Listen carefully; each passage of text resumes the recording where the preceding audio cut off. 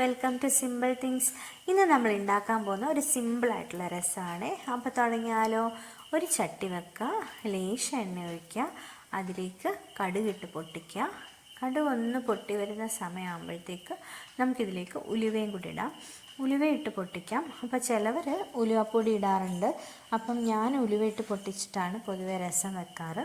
അപ്പം നിങ്ങൾക്ക് ഉലുവപ്പൊടി ആഡ് ചെയ്യണം എന്നുണ്ടെങ്കിൽ അങ്ങനെ ചെയ്താൽ മതി. അപ്പോൾ ഇതിലേക്ക് വീണ്ടും നമ്മൾ ചതച്ച് വെച്ചിരിക്കുന്ന ഇഞ്ചിയും വെളുത്തുള്ളിയും ഇത്തിരി കരിവേപ്പിലയും കൂടി ഇട്ടിട്ട് നന്നായിട്ട് ഇളക്കി കൊടുക്കുക.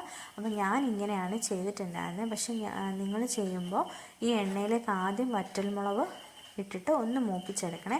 അപ്പോൾ ഞാൻ വറ്റൽമുളക് ഇടാൻ മറന്നു പോയിട്ടുണ്ടായിരുന്നു. അപ്പോൾ ഇതിൻ്റെ കൂട്ടത്തിലാണ് ഞാൻ വറ്റൽമുളക് ഇട്ടിട്ടുണ്ടായിരുന്നത്. അപ്പോൾ നിങ്ങൾ ചെയ്യുമ്പോൾ ആദ്യം വറ്റൽമുളക് ഇട്ടിട്ട് മൂപ്പിച്ചതിന് ശേഷം അത് മാറ്റി വെച്ചതിന് ശേഷം മാത്രം വെളുത്തുള്ളി ഇഞ്ചിയും കരിവേപ്പിലയും ഇട്ട് മൂപ്പിച്ചാൽ മതി. അപ്പോൾ എൻ്റെ വറ്റൽമുളക് ഏകദേശം മൂത്ത് വന്നിട്ടുണ്ട്.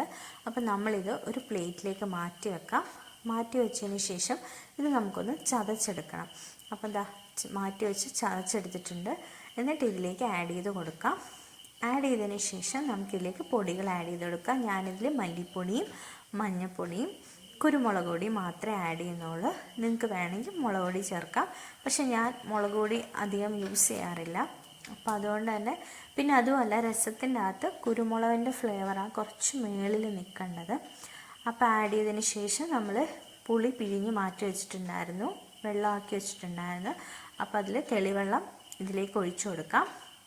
ഒഴിച്ചതിന് ശേഷം നമുക്കിതിലേക്ക് ഉപ്പിട്ട് കൊടുക്കാം. പിന്നെ കായം ആഡ് ചെയ്ത് കൊടുക്കണം. കായമൊക്കെ ഓരോരുത്തരുടെ ഇഷ്ടാനുസരണം ആഡ് ചെയ്ത് കൊടുക്കുക. അപ്പം ആഡ് ചെയ്ത് കൊടുത്തതിന് ശേഷം ഇത് നല്ലോണം തിളപ്പിച്ചെടുക്കണം. അപ്പോൾ ഈ സമയത്ത് ഉപ്പും എരിവും ഒക്കെ പാകമായിട്ടുണ്ടോയെന്ന് ചെക്ക് ചെയ്ത് നോക്കുക. അപ്പോൾ നമ്മുടെ രസം നല്ലോണം തിളച്ച്, ഞാൻ തീ കുറച്ച് വെച്ചിട്ടുണ്ടായിരുന്നു ഈ എണ്ണ ഒന്ന് തെളിയാൻ വേണ്ടിയിട്ട്. അപ്പോൾ രസം ആയിട്ടുണ്ട്. എല്ലാവരും ട്രൈ ചെയ്ത് നോക്കണം, അടിപൊളിയാണ്. അപ്പോൾ ബായ്.